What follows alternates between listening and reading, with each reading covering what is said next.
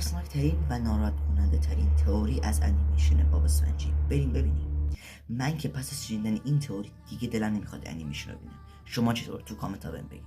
ما شاهد این بودیم که تو فصل 9 قسمت فرار از زندان انیمیشن باب اسفنجی یک نهنگ زندانی بود.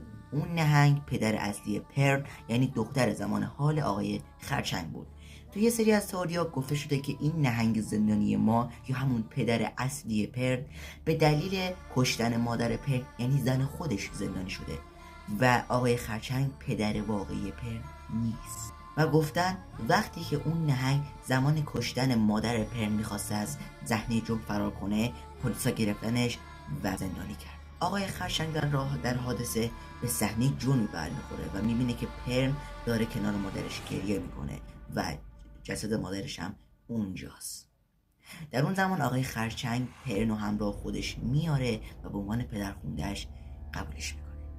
اما یه فرضیه‌ای هست که در علم ثابت شده، اینه که هر نهنگی که مرده بدنش میتونه یک اکولایزر رو کامل تغذیه کنه و این دارکترین و ترسناکترین بخش ماجراست. توی سری از تئوری‌ها اومده که آقای خرچنگ از گوشت مادر پرن در فرمول سری همبرگر خرچنگ استفاده کرده، یعنی پرن رو به سرپرستی قبول کنه که به عنوان گوشت یدکی فرمول سری باشه. من که دیگه دلم نمیخواد انیمیشن رو ببینم. شما چطور؟ تو کامنت ها بهم بگید.